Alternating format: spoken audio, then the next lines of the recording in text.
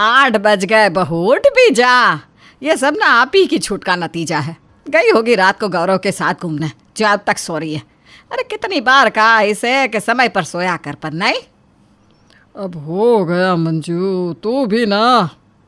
अपनी सास की आवाज़ सुनकर मानसी उठकर कमरे के बाहर आती है। मतलब हद हो गई है, 2 मिनट इस घर में अब आदमी सो भी नहीं सकता।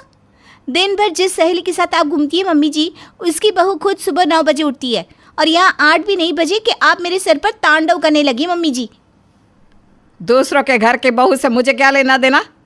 अरे बहू तू खुद पहले रात को बाहर घूमती है, फिर अगले दिन सर पकड़ कर बैठी रहती है कि मुझे नज़र लग गई, मुझे ये हो गया, मुझे वो हो गया।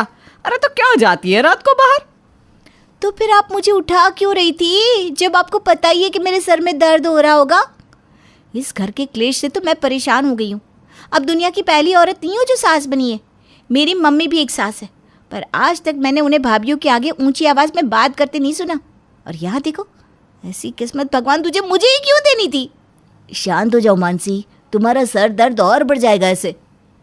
तुम ठीक कहते हो अमन। सुनो ना, ज़रा मेरी नज़र उतार दो ना। मिर्ची तैयारी है, चल तू बैठ। इसीलिए तो तुझे उठाने आई थी मैं, पर तूने सोच लिया कि तेरी सास तो विलन है। मैं बाहर से सब्जी कचौरी ले आता हूँ, आज नाश्ता बाहर से ही कर लेंगे। तेरे सर में दर्द है ना बहू, तू नाश्ता नहीं बना पाएगी।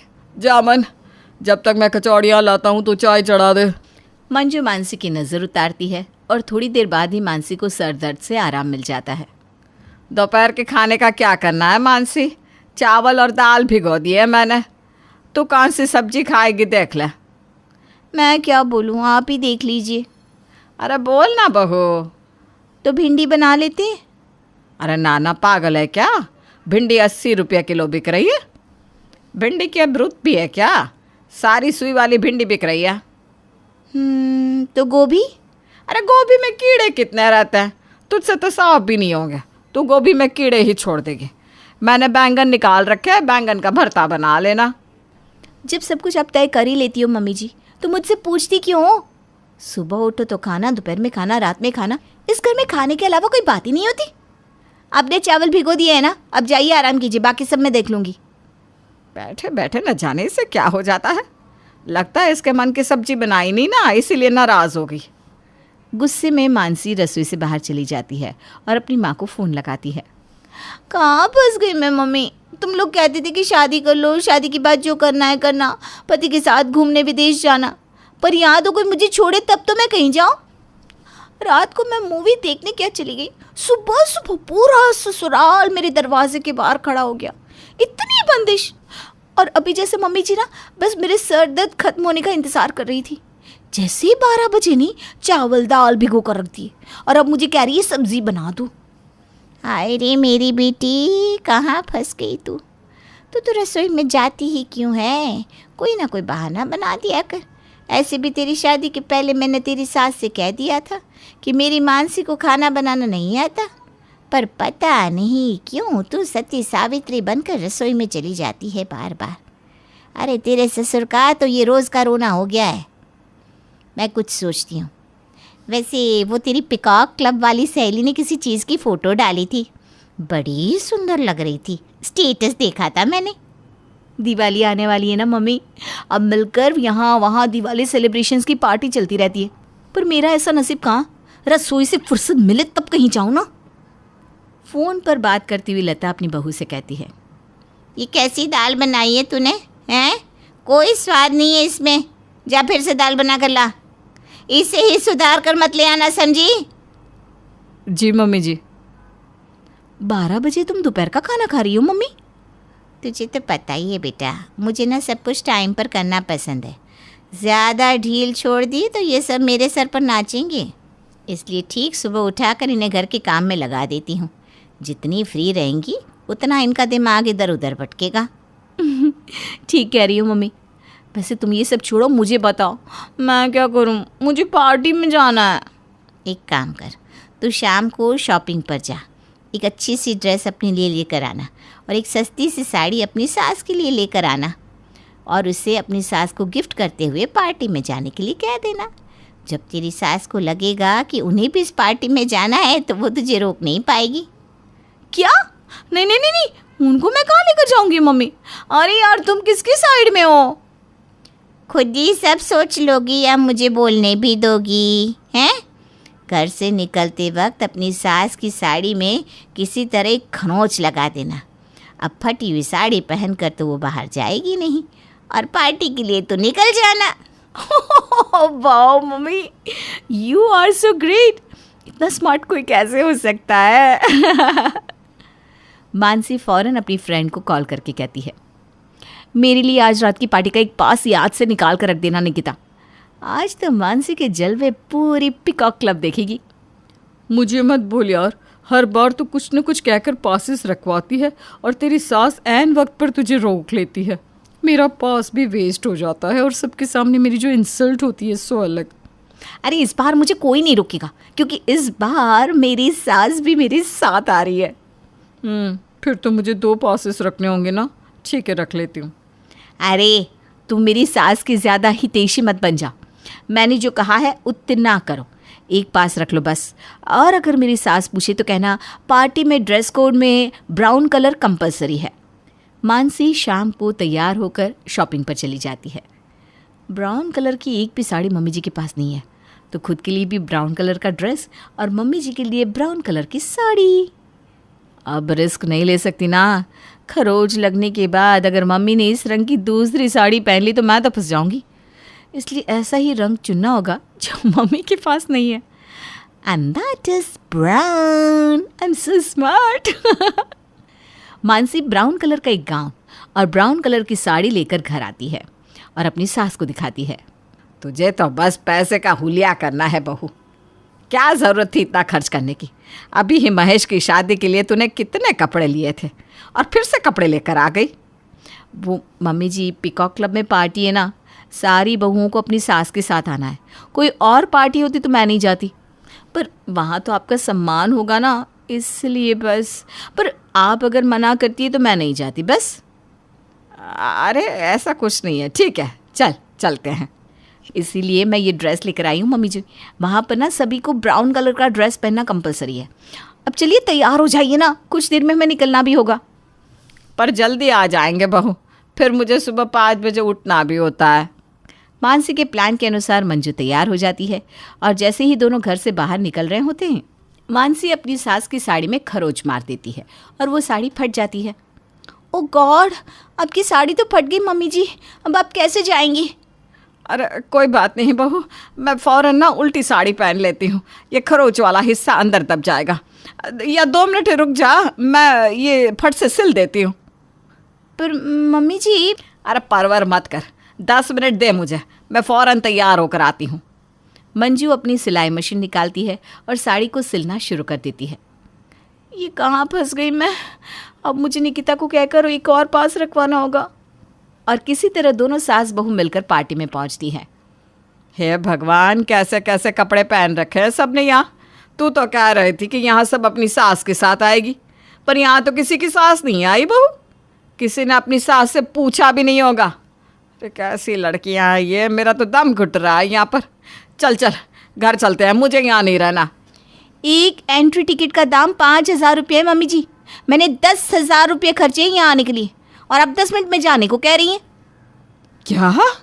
अरे मुझे तो लगा हम यहाँ मुफ्त में आए। मुझे क्या पता था कि तू 10,000 फूंक कर आई है यहाँ। अरे 10,000 में तो 1 महीने का राशन आ जाता है। अरे यार मम्मी जी, सारे पैसे अपने साथ ले जाएंगी क्या? मेरी मम्मी अगर यहाँ होती ना तो वो अपनी बहू के साथ कभी ऐसा नहीं करती। अरे बहुत मम्मी मम्मी करती है ना तू। तो चल अब बांध सामान, कल हम तेरे मायके जाएंगे।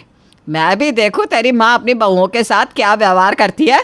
ये कहानी शुरू होती है मानसी के घर से। मानसी, जो कि अपने आप को सास पीड़ित कहती थी। मानसी को घूमना बहुत पसंद था। रात को 12 बजे के बाद लॉन्ग ड्राइव करना पसंद था, पर जब भी वो रात को घर से बाहर निकलती थी उसे नज़र लग जाती और उसे सर दर्द होने लगता। उसके सर दर्द के कारण उसका पूरा दिन खराब हो जाया करता, जिस कारण मंजू हमेशा अपनी बहू को रात को घर से निकलने के लिए मना करती थी। और ऐसे ही कई कारणों के कारण मंजू और मानसी में आनाकानी होती रहती थी। पर इस बार मानसी की माँ लता उसे पार्टी में जाने का एक आइडिया देती है। मानसी पूरी कोशिश करती है कि अकेले पार्टी में जा सके, पर ऐसा हो नहीं पाता और किसी तरह दोनों सास बहू मिलकर पार्टी में पहुंचती हैं। हे भगवान, कैसे कैसे कपड़े पहन रखे हैं सबने यहाँ। अरे तू तो कह रही थी कि यहाँ सब अपनी सास के साथ आएंगी, यहाँ तो किसी की सास नहीं आई बहू। किसी ने अपनी सास से पूछा ही नहीं होगा। कैसी लड़कियाँ हैं ये, मेरा तो दम घुट रहा है यहाँ पर। अरे चल घर, मुझे यहाँ नहीं रहना बहू। एक एंट्री टिकट का दाम 5,000 रुपये है मम्मी जी। मैंने 10,000 खर्चे यहाँ आने के लिए और अब 10 मिनट में जाने को कह रही हैं। क्या? अरे मुझे लगा यहाँ मुफ्त में आए हैं। मुझे क्या पता था कि तू 10,000 फूंक कर आई है यहाँ। अरे 10,000 में तो 1 महीने का राशन आ जाता है। हद है यार आप मम्मी जी, सारे पैसे अपने साथ ले जाएंगी क्या? आजकल जीवन का कोई भरोसा नहीं रहा और अब हम भी जिएंगे नहीं तो क्या फ़ायदा? कमाता क्यों है आदमी? खाने के लिए, जीने के लिए ना। अरे पर अपनी इज्जत तो अपने हाथ में है ना बहू। यहाँ का रहन सहन मुझे ठीक नहीं लग रहा। देख कैसे नशे में धुत लोगों की तरह नाच रही है तेरी सहेलियाँ। ये सब हमारे ख़ानदान में नहीं चलता बहू। और रही खाने की बात तो बता दे, क्या खाना है तुझे? अरे घर पर बना देती हूँ ना मैं। हद हो गई मम्मी जी। मेरी मम्मी अगर यहाँ होती ना तो वो अपनी बहू के साथ कभी ऐसा नहीं करती। वो तो तू देखेगी तब तुझे पता चलेगा ना। सबको दूसरों की थाली में घी ज़्यादा ही लगता है। सिर्फ खाने की बात नहीं है मम्मी जी। पर ऐसा है ना तो चलिए आपको मैं दिखाती हूँ कि मेरे मायके में भाभियाँ कितनी खुश हैं। ऐसी बात है तो मान सामान अपना। कल ही तेरे मायके जाएंगे और देखते हैं कि तेरी माँ सास बनकर ऐसा कौन सा प्यार लुटा रही है अपनी बहुओं पर, जिसके कारण तू रोज़ मुझे ताने देती रहती है। और ऐसा ही होता है। मंजू मानसी के साथ लता के घर पहुंच जाती है। अपनी ननद की सास को दरवाजे पर देखकर प्रिया और प्रीति भागकर उनका स्वागत करती है। नमस्ते आंटी, बैठिए बैठिए, बड़े दिनों के बाद आपके दर्शन हुए। आप ठीक है ना दीदी? सब कुशल मंगल? आप लोग 2 मिनट आराम कीजिए, मैं तब तक चाय लेकर आती हूँ। क्या तुम दोनों भी? अरे अपनी ननद और ननद की सास के पास बैठो, चाय नाश्ता लेकर मैं आती हूँ। आप माँ जी, हम लाते हैं ना। अरे कोई बात नहीं बेटा, सब मिल बांट कर काम करेंगे तो अच्छा ही है ना। लता की ये बात सुनते ही मानसी अपनी सास को इशारा करती है। कुछ देर बाद लता चाय और नाश्ता लेकर आती है। लीजिए समधन जी, और ये तेरी फेवरेट कचौरी मानसी। प्रिया, प्रीति, तुम दोनों के लिए डबल चम्मच चीनी वाली चाय। अब मना मत करना हाँ। क्या बताऊं समधन जी, जब देखो दोनों बच्चियां अपने शरीर को लेकर कॉन्शियस रहती है। ये नहीं खाना, वो नहीं खाना, मुझे वज़न कम करना है। मैंने कहा अरे भाई क्या दिक्कत है, मेरी बच्ची तो मेरे लिए हमेशा कमज़ोर ही रहेगी। मैं तो ना करती घी लगाकर इन्हें रोटियां दे ही देती हूँ। अपनी सास के मुंह से निकले इतने मीठे मीठे मीठे मीठे बोल सुनकर प्रिया और प्रीति खुश तो नहीं दिख रही थी, उल्टा आश्चर्य से बड़ी बड़ी नज़रों से अपनी सास को देखती जा रही थी। ये कैसा चमत्कार हो गया भगवान, हमें कभी 1 गिलास पानी तक न देने वाली हमारी सास आज हमारे लिए चाय बना कर ले आई। जिंदगी में पहली बार इस घर में गर्म चाय पीने का मौका मिलेगा। मैं तो जल्दी से पी लेती हूँ भाई। काश हर घर में आपकी जैसी सास हो mummy. I am very very lucky कि आप मेरी माँ हो। पता है मम्मी जी, एक बार मम्मी मुझे कुछ काम दे देगी, पर प्रीति भाभी और प्रिया भाभी के हिस्से में हमेशा पैसे ही ज़्यादा आना चाहिए। उनका मानना है कि बेटी से ज़्यादा अगर हम बहू को चाहेंगे तो हमारी बेटी जिस घर में जाएगी उससे भी वहाँ बड़े चाहने वाले मिलेंगे। अरे तू भी क्या बेटा, ऐसी कोई बात नहीं है। समधन जी ये तो बेकार में मेरी तारीफ़ करती रहती है। अच्छा आप चारों गप्पे मारिए, मैं दोपहर के खाने का इंतज़ाम करके आती हूँ। मैं आती हूँ ना माँ जी। अरे फिर से गर्मा गर्म तवे पर अपने हाथ लगा लेगी ना।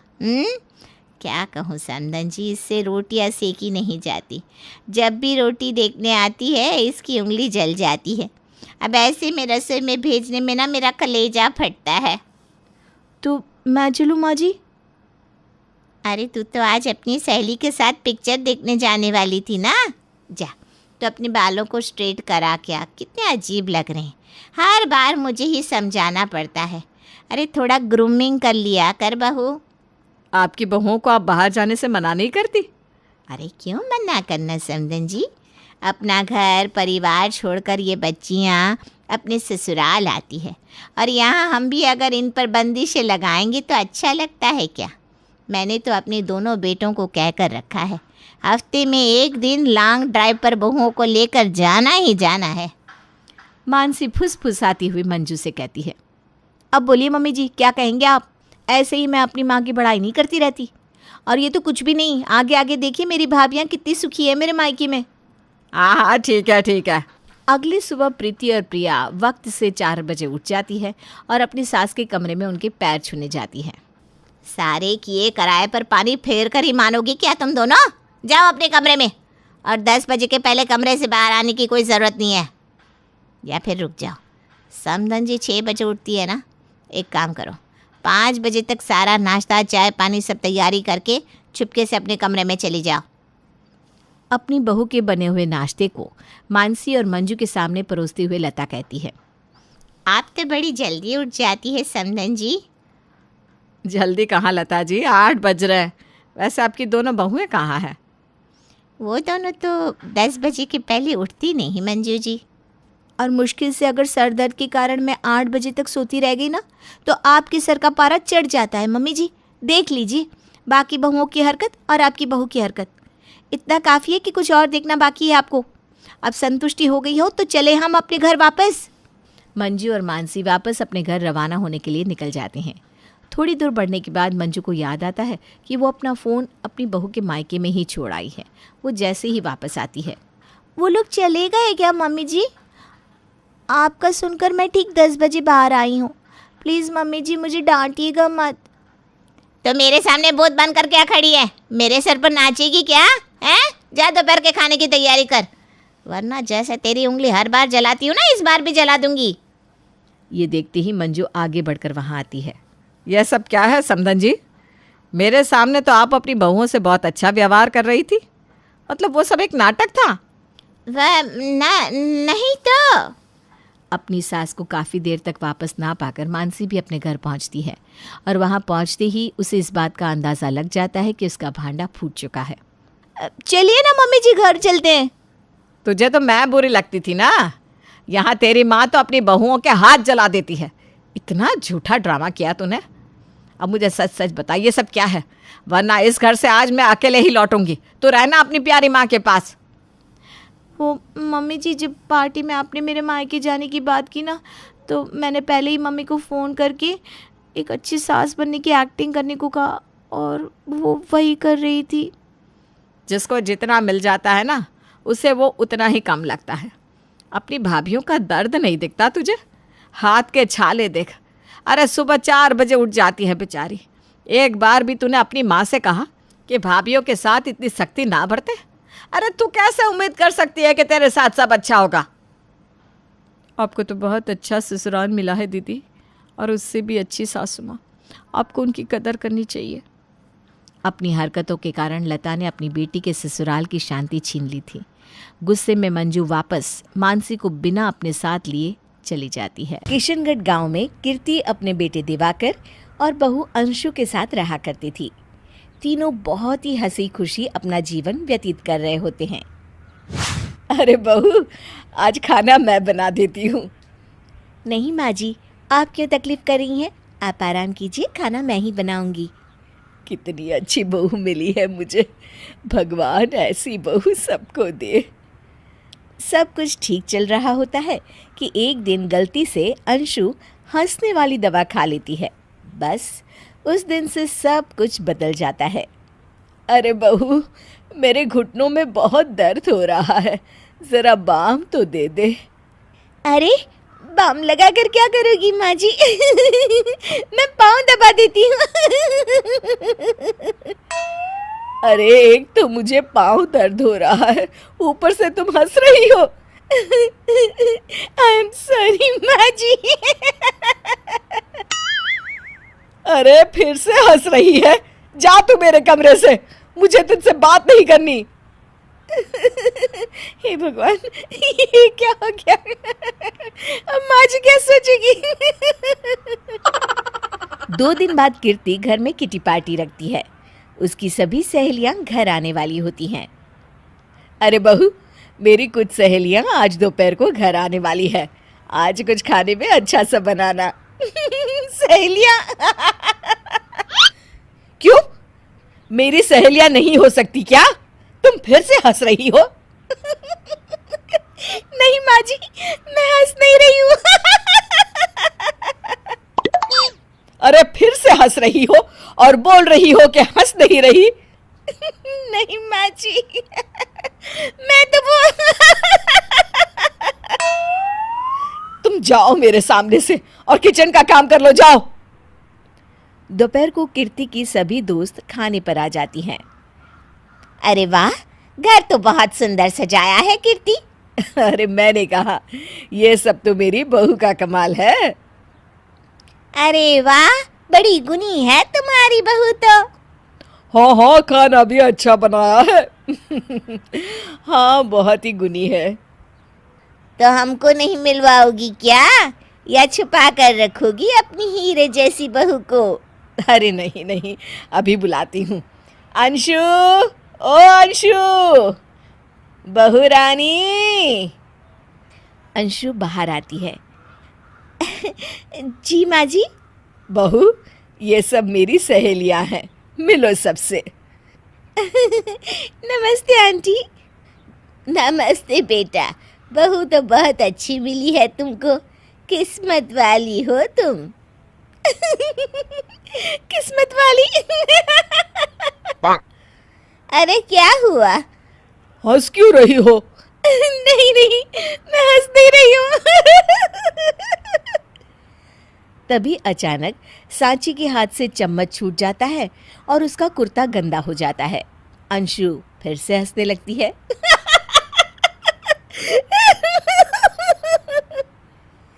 इधर सब सहेलियां गुस्सा होकर चली जाती हैं।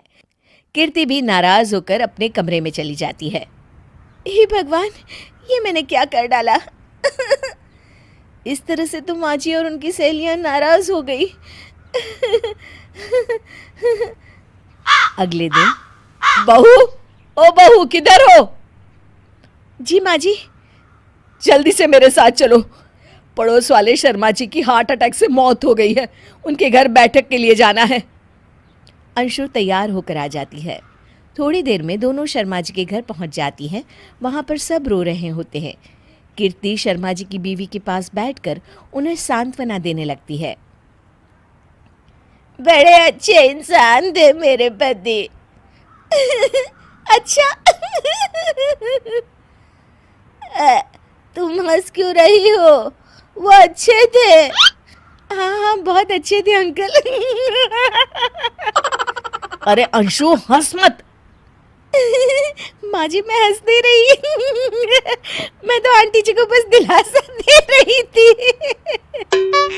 सब औरतें अंशु की इस हरकत से हैरान हो जाती हैं। कीर्ति भी बहुत शर्मिंदा होती है और वो अंशु को लेकर फटाफट घर लौट आती है। अंशु, क्या हो गया है तुझे? हंस क्यों रही थी तू वहां पर? नहीं माँ जी, मैं तो बस। अरे तू फिर से हंस दी। जा तू अपने कमरे में, मुझे तो तुझसे बात ही नहीं करनी। मेरा बेटा ही तुझसे बात करेगा अब। रात को जब दिवाकर घर लौट आता है तो कीर्ति दिवाकर को सब कुछ बताती है। ठीक है माँ, अब फिक्र मत करो, मैं अंशु से बात करता हूँ। दिवाकर अपने कमरे में जाता है। जी आ गए आप? कैसे हैं? मैं तो ठीक हूँ, बस सर में हल्का दर्द है। सर में दर्द? अरे इसमें हंसने की क्या बात है? नहीं, मैं हंस नहीं रही हूँ। मुझे तो फिक्र हो रही है आपकी। एक तो मेरे सर में दर्द है, ऊपर से तुम हंस रही हो। अरे कैसे समझाऊं मैं आपको? मैं हंस नहीं रही। अंशु, तुम इस घर से चली जाओ। माँ ने मुझे बताया जो भी तुमने शर्मा आंटी के घर किया, और किटी पार्टी में भी। नहीं जी, मैं ऐसे नहीं हूँ। तो अभी क्या हुआ था? क्यों हंस रही थी तुम? रुकिए, मैं आपको सब कुछ बताती हूँ आपको सब कुछ। अंशु डायरी में लिखकर दिवाकर को पढ़ने देती है। कुछ दिनों पहले मैंने गलती से हंसने वाली दवा पी ली थी, जिसकी वजह से ये सब हो रहा है। इसका असर कुछ दिन और रहेगा। अरे तो तुमने ये सब पहले क्यों नहीं बताया अंशु? वो मैंने माँ जी को बताने की बहुत कोशिश की मगर उन्होंने सुना ही नहीं। अरे ठीक है, मगर वादा करो जब तक दवाई का असर ठीक नहीं हो जाता तुम घर से बाहर नहीं जाओगी। नहीं जाऊंगी और हंसूंगी तो बिल्कुल नहीं। लो तुम तो फिर से हंस दी। क्या सावित्री, मैंने सुना है कि मालती की बहू ने अपने सास ससुर को घर से निकाल दिया है। अब क्या कहूं, आजकल की बहुओं का कोई भरोसा नहीं है, कब क्या कर दें। मालती की बहू को देखकर कौन कह सकता था कि वो ऐसी निकलेगी। तू सही कहती है, आजकल की बहुओं को देख मुझे तो बड़ा डर लगता है। कहीं मेरी बहू भी ऐसी निकल गई तो। नहीं, मैं तो गांव की सीधी सादी लड़की से अपने बेटे की शादी करवाऊंगी। इस तरह एक दिन गायत्री अपने बेटे की शादी गांव में रहने वाली मीना नाम की लड़की से करवा देती है।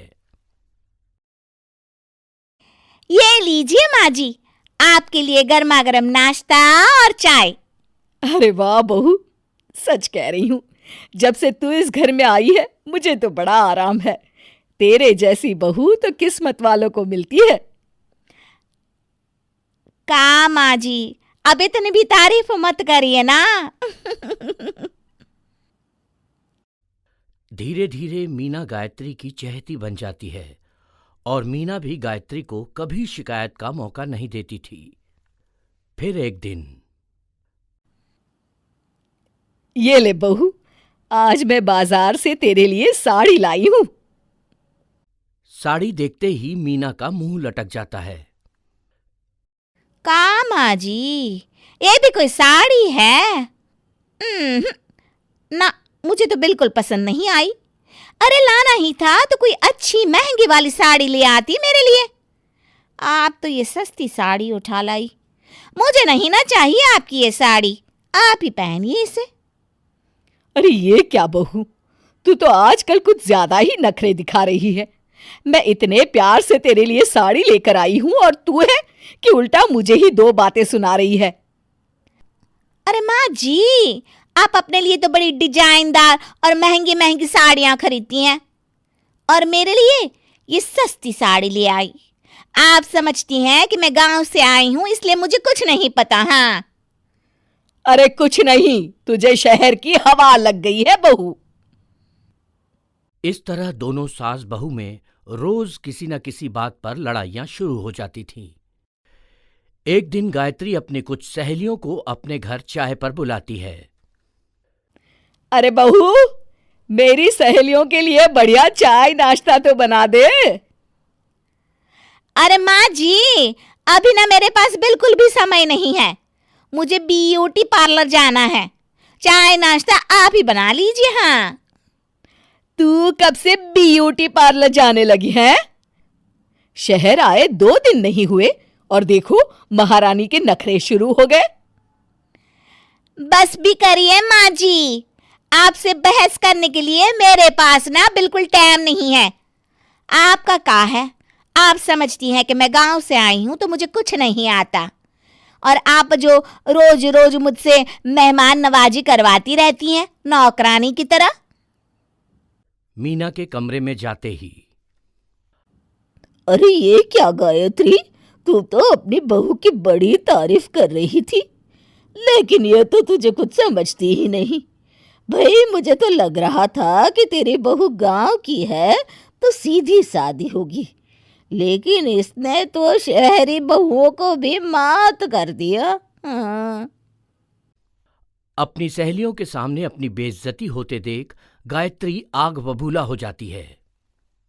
अरे क्या शहर और क्या गांव, मेरी तो किस्मत ही फूटी थी जो मैं इसे बहू बना के ले आई।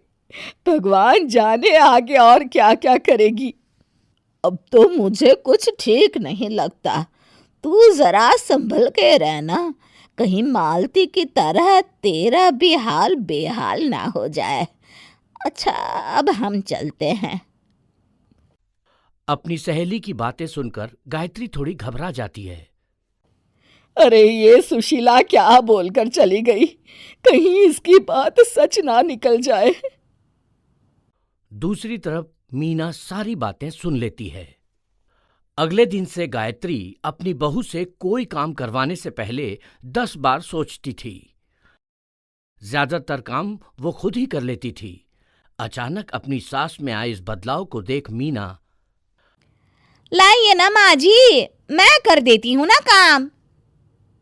एक बात पूछूं माँ जी, आजकल ना आप बड़ी चुप चुप सी रहती हैं और अब मुझसे झगड़ना तो दूर, मुझसे खुल के बात तक नहीं करती आप। कुछ नहीं बहू, ऐसे ही। मीना अपनी सास की मंशा भांप जाती है और मुस्कुराते हुए कहती है, अरे माँ जी, चिंता मत करिए, मैं आपको घर से नहीं ना निकालने वाली। ये डर आप अपने मन से निकाल दीजिए। अरे छोटे मोटे झगड़े तो हर घर में होते रहते हैं, चाहे कुछ भी हो जाए, आप मेरी सासू माँ हो। मैं तो जिंदगी भर आपकी सेवा करूंगी माँ जी। अपनी बहू की बातें सुन गायत्री को एक प्रकार का संतोष होता है और उसकी सारी चिंताएं दूर हो जाती है। गायत्री अपनी बहू को गले लगा लेती है। मुझे माफ कर दे बहू, मैं तुझे गलत समझ बैठी थी। कोई बात नहीं माँ जी, ये ना घर घर की कहानी है। हाँ।